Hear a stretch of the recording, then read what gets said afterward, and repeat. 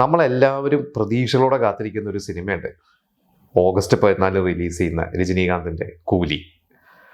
ഇനി നമുക്കറിയാം, ഇന്ത്യൻ സിനിമയുടെ തന്നെ ഏറ്റവും വലിയ സ്റ്റാർ കാസ്റ്റുള്ള, എല്ലാ ഭാഷയിലും സൂപ്പർ സ്റ്റാർസ് അഭിനയിക്കുന്ന ഒരു സിനിമയാണ്. എനിക്ക് തോന്നുന്നു ഈ ഒരു സിനിമയിൽ രജനീകാന്തിൻ്റെ റെമ്യൂണറേഷൻ അവർ ഒഫീഷ്യലി പുറത്തു വിട്ടിട്ടില്ലെങ്കിലും 150 കോടിക്ക് മുകളിലാണ് റെമ്യൂണറേഷൻ. രജനീകാന്ത് നമുക്കറിയാം കഴിഞ്ഞ എത്രയോ കാലമായിട്ട് 100 കോടി റെമ്യൂണറേഷൻ മേടിക്കുന്ന ഒരു നായകനാണ്. ഇന്ത്യയിൽ തന്നെ ഒരു കാലത്ത് 90s തന്നെ 1 കോടിയുടെ അടുത്തൊക്കെ, അതായത് രജനീകാന്ത്, ചിരഞ്ജീവി, അമിതാഭ് ബച്ചൻ ഇവരൊക്കെയായിരുന്നു ഇന്ത്യൻ സിനിമയിൽ 1 കോടി റെമ്യൂണറേഷൻ വാങ്ങിയിരുന്ന മുൻനിര നായകന്മാർ. രജനീകാന്തിനെ കുറിച്ചുള്ള ഒരു 70s കാലഘട്ടത്തിലെ രസകരമായിട്ടുള്ള ഒരു ഇൻസിഡൻറ്റ് ഞാൻ ഈ അടുത്ത് രജനീകാന്തിൻ്റെ തന്നെ ഒരു ഓട്ടോബയോഗ്രഫിയിൽ ഞാൻ വായിച്ചു. അതിൽ എഴുതിയിരിക്കുന്നത് എങ്ങനെയാണെന്ന് വെച്ചാൽ, രജനീകാന്ത് നമുക്കറിയാം 75 ആ ഒരു കാലഘട്ടത്തിലാണ് സിനിമയിൽ വരുന്നത്. 75 എന്ന് പറയുന്ന ഒരു വർഷമാണ്. കെ ബാലചന്ദ്രൻ രജനീകാന്തിൻ്റെയും കമൽഹാസൻ്റെയൊക്കെ ഗുരുവാണ്. അദ്ദേഹമാണ് രജനീകാന്തിൻ്റെ സിനിമയിൽ കൊണ്ടുവരുന്നത്. വില്ലൻ വേഷങ്ങളിലൂടെ വന്ന്, ക്യാരക്ടർ റോളുകളിലൂടെ വന്ന് ഒരു 80കളിലൊക്കെ എത്തിയപ്പോഴാണ് ശരിക്കും ഒരു മാർക്കറ്റ് വാല്യൂ ഉള്ള ഒരു നായകനൊക്കെ ആയിട്ട് എസ്റ്റാബ്ലിഷ്ഡ് ആവുന്നത് രജനീകാന്ത്. 77 രജനീകാന്ത്, നമുക്കറിയാം രജനീകാന്തിൻ്റെ ഒരു ഫാമിലി ബാക്ക്ഗ്രൗണ്ടൊക്കെ നമുക്കറിയാം. വളരെ ഒരു സാധാരണ വീട്ടിൽ നിന്നാണ് രജനീകാന്ത് വരുന്നത്. രജനീകാന്തിൻ്റെ അമ്മ വളരെ ചെറുപ്പത്തിലേ മരിച്ചു. അച്ഛനും ഒരു ചേച്ചിയും ഒരു ചേട്ടനുമാണ് രജനീകാന്തിൻ്റെ. ചേട്ടൻ ആണ് രജനീകാന്തിൻ്റെ ഒരു എന്താ പറയുക, രജനീകാന്തിൻ്റെ ഒരു അച്ഛനെ പോലെയാണ് ചേട്ടൻ. ചേട്ടനൊക്കെ അന്ന് ജോലിയൊക്കെ ചെയ്ത് കിട്ടുന്ന പൈസയൊക്കെ രജനീകാന്തിനെ കൊടുത്തിട്ടാണ് രജനീകാന്തൊക്കെ ഇൻസ്റ്റിറ്റ്യൂട്ടിൽ പോയി പഠിച്ചിരുന്നത്. ചേട്ടൻ മാത്രമല്ല, രജനീകാന്തിൻ്റെ സുഹൃത്തുക്കളും അന്ന് രജനീകാന്തിൻ്റെ കൂടെ KSRTCയിൽ ഉണ്ടായിരുന്ന രജനീകാന്തിൻ്റെ വളരെ അടുത്ത സുഹൃത്തുക്കളൊക്കെ ഇപ്പോഴും രജനീകാന്തിൻ്റെ കൂടെ, രജനീകാന്തിൻ്റെ വീട്ടിൽ തന്നെയാണ് അവരൊക്കെ താമസിക്കുന്നത്. അന്ന് രജനീകാന്തിൻ്റെ അച്ഛൻ രജനീകാന്ത് സിനിമയിൽ വന്ന് അത്യാവശ്യം ഒരു സ്റ്റാർ വാല്യൂ ഒക്കെ ആയി തുടങ്ങുന്ന, അതായത് ഏണിങ്സ് ഒക്കെ ആയി വരുന്ന ഒരു സമയത്ത് അച്ഛൻ പറഞ്ഞത്, നിനക്ക് പൈസയായി കഴിഞ്ഞാൽ, അതായത് പൈസ സമ്പാദിച്ച് തുടങ്ങിയാൽ ആദ്യം തന്നെ വീട് വാങ്ങണം, പിന്നെ കാറ് വാങ്ങണം, എന്നിട്ടേ കല്യാണം കഴിക്കാൻ പാടുള്ളൂ. അതായത് ഒരു വീട് നമ്മുടെ കയ്യിലുണ്ടെങ്കിൽ നമുക്കൊരു ധൈര്യമാണ്. പിന്നെ ആരും ഇറങ്ങിപ്പോകാൻ പറയുന്നത്, എനിക്ക് നാളെ ഒരു സാമ്പത്തിക ബുദ്ധിമുട്ട് വന്നാലും കയറി കിടക്കാനൊരു സ്ഥലമുണ്ട്, അതുകൊണ്ട് എങ്ങനെയെങ്കിലും ഒരു വീട് ആദ്യം വാങ്ങണം എന്ന് പറഞ്ഞ ആ സമയത്ത് 77 രജനീകാന്ത് നല്ലൊരു വീട് പോയി കണ്ടു. അന്ന് ആ വീടിന് അവർ വില പറഞ്ഞത് 24 ലക്ഷം രൂപയാണ്. 77 ആലോചിക്കണം. രജനീകാന്തിന് അന്നൊരു സിനിമയ്ക്ക് കിട്ടുന്ന റെമ്യൂണറേഷൻ 15,000, വെറും 15,000 ആണ് രജനീകാന്തിന് അന്ന് കിട്ടുന്ന റെമ്യൂണറേഷൻ. അപ്പോൾ അയാൾ പറഞ്ഞു 24 ലക്ഷമാണെന്ന് പറയുമ്പോൾ രജനീകാന്ത് അന്ന് കുറച്ച് പൈസ കയ്യിലുള്ളത് അഡ്വാൻസ് കൊടുത്തിട്ട് അഗ്രിമെൻ്റ് എഴുതി, 1.5 വർഷം കഴിയുമ്പോൾ ഞാൻ ഫുൾ എമൗണ്ട് തരാം. നമുക്കൊന്നും സ്വപ്നത്തിൽ പോലും ചിന്തിക്കാൻ പറ്റില്ല. അതായത് ഒരു 15,000 രൂപ ഒരു സിനിമയ്ക്ക് മേടിക്കുന്നു, 24 ലക്ഷം രൂപ 1.5 വർഷം കഴിയുമ്പോൾ കൊടുക്കണം എന്ന് പറയുമ്പോൾ എത്ര സിനിമയിൽ അഭിനയിക്കണം. രജനീകാന്ത് പറയുന്നത് അതിനുശേഷം രജനീകാന്ത് 1.5 വർഷത്തോളം ഉറക്കമില്ലാതെ, അതായത് ഒരു ദിവസം 22 മണിക്കൂർ വരെ രജനീകാന്ത് വർക്ക് ചെയ്തിട്ടുണ്ട്. കിട്ടുന്ന സിനിമകളൊക്കെ അഭിനയിച്ചു, എല്ലാത്തിനും കിട്ടുന്ന പൈസയൊക്കെ പിശുക്കി അധികം ചിലവാക്കാതെ സ്വരൂപിച്ച് വെച്ച് 1.5 വർഷം കഴിഞ്ഞു.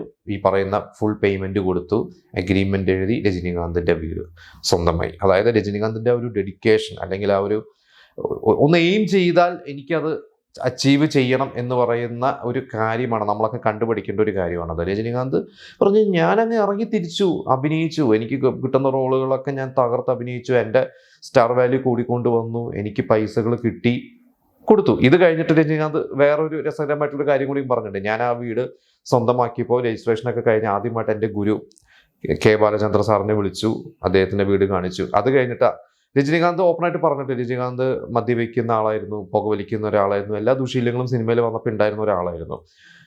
രജനീകാന്ത് പറഞ്ഞു, ഞാൻ അന്ന് ഒരു സാധാരണ ഒരു ബ്രാൻഡാണെന്ന് മദ്യപിക്കുന്നത്, വിൽസ് സിഗരറ്റാണ് വലിക്കുന്നത്. ഇതിന് ശേഷം ഈ വീട് സ്വന്തമാക്കിയ ശേഷം ഞാൻ എൻ്റെ മദ്യത്തിൻ്റെ ബ്രാൻഡ് കുറച്ചും കൂടി ഒരു ഹൈ ക്ലാസ് ബ്രാൻഡാക്കി. ഞാൻ എൻ്റെ ആ പഴയ കുപ്പി പൊട്ടിച്ച് കളഞ്ഞിട്ട് പുതിയൊരു കുപ്പി, വില കൂടിയൊരു മദ്യം, അതുപോലെ തന്നെ വിൽസ് മാറ്റി 555 എന്ന് പറയുന്ന അന്നത്തെ കാശുകാരൊക്കെ വലിക്കുന്ന സിഗരറ്റ്, ഞാൻ അതിലേക്ക് മാറി. എനിക്ക് തന്നെ സ്വയം, അതായത് നമ്മൾ സിനിമയിൽ കാണുന്ന രജനീകാന്തിൻ്റെ ഒരു ക്യാരക്ടറിൻ്റെ ട്രാൻസ്ഫോർമേഷൻ റിയൽ ലൈഫിലും അദ്ദേഹം അത് ചെയ്തു. എനിക്കത് എന്നോട് തന്നെ ഒരു ഭയങ്കര അഭിമാനം തോന്നി എന്നൊക്കെയാണ് രജനീകാന്ത് പറഞ്ഞത്. അവിടെ നിന്ന് അങ്ങോട്ട് നമുക്കറിയാം, പിന്നീട്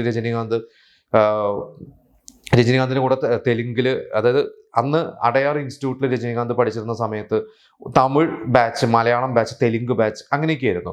അന്ന് രജനീകാന്തിൻ്റെ കൂടെ പഠിച്ചിരുന്ന ഒരു സമപ്രായക്കാരനായ ഒരു തെലുങ്ക് ബാച്ചിൻ്റെ ഒരു സ്റ്റുഡൻ്റ് ഉണ്ടായിരുന്നു. അദ്ദേഹത്തിൻ്റെ വീട്ടിലാണ് രജനീകാന്ത് തുടക്കകാലത്തൊക്കെ മദ്രാസിൽ താമസിച്ചിരുന്നത്. പിന്നീട് അദ്ദേഹത്തിൻ്റെ എനിക്ക് തോന്നുന്നു മുരളി പ്രസാദ് എന്ന് പറയുന്ന ഈ സുഹൃത്തിന്റെ തന്നെ ഒരു ബ്രദറാണ് മുരളി പ്രസാദ്.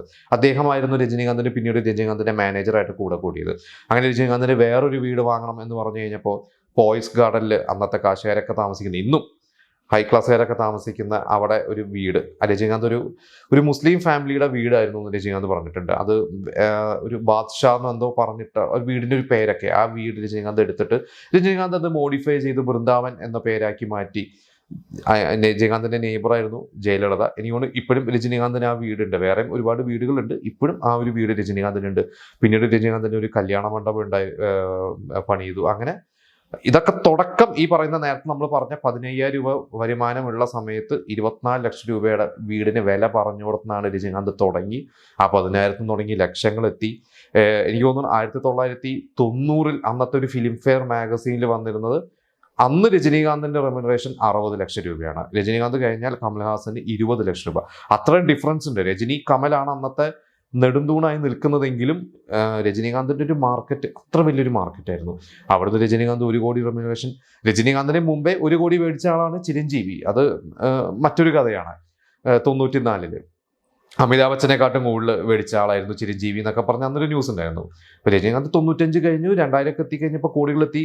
ശിവാജി ഇന്ദ്രനൊക്കെ എത്തിക്കാൻ നമുക്കറിയാം അന്നൊരു 100 കോടിക്കൊക്കെ മേൽ റെമ്യൂണറേഷൻ വാങ്ങുന്ന ഒരാളായി മാറി. പക്ഷെ അപ്പോഴും രജനീകാന്ത് ഇത്രയ്ക്ക് റെമ്യൂണറേഷൻ വാങ്ങി എന്ന് പറഞ്ഞു കഴിഞ്ഞാലും പ്രൊഡ്യൂസേഴ്സിന്റെ ഒരു ആക്ടറായിരുന്നു. പ്രൊഡ്യൂസർമാർക്ക് ബുദ്ധിമുട്ട് വന്നു കഴിഞ്ഞാൽ അഡ്ജസ്റ്റ് ചെയ്യാൻ തയ്യാറാണ്. ഇപ്പോഴും രജനീകാന്ത് അഡ്ജസ്റ്റ് ചെയ്യാൻ തയ്യാറാണ്. ഈ അടുത്ത് കൂലിയുടെ പ്രൊഡ്യൂസർ സൺ പിക്ചേഴ്സിന്റെ അവർ പറഞ്ഞിട്ടുണ്ടായിരുന്നു, ഒരു 2 സിനിമ കഴിയുമ്പോഴേക്കും ഇന്ന് പ്രൈവറ്റ് ജെറ്റ് വേണം, അല്ലെങ്കിൽ ഇന്ന ഹോട്ടലിൽ താമസിക്കുള്ളൂ, ഒരുപാട് കണ്ടീഷൻസ് വെക്കുന്ന യുവ താരങ്ങളുടെ ഇടയിൽ ഇന്നും കണ്ടുപിടിക്കേണ്ട ഒരു മാതൃകയാണ് രജനീകാന്ത് എന്നാണ് പ്രൊഡ്യൂസേഴ്സും അതിൻ്റെ കൂലിയുടെ പ്രൊഡ്യൂസറാണ്. കൂലിയുടെ പ്രൊഡ്യൂസർ മാത്രമല്ല, ഇന്ത്യയിലെ ഏത് പ്രൊഡ്യൂസർ എടുത്ത് വെച്ചാലും രജനീകാന്തിൻ്റെ സിനിമ നിർമ്മിച്ച ഏത് പ്രൊഡ്യൂസർ എടുത്ത് ചോദിച്ചു കഴിഞ്ഞാലും ഒരാൾക്ക് പോലും അദ്ദേഹത്തെക്കുറിച്ച് മോശം പറയാനുണ്ടാവില്ല എന്ന് തന്നെയാണ് രജനീകാന്തിൻ്റെ മഹത്വം.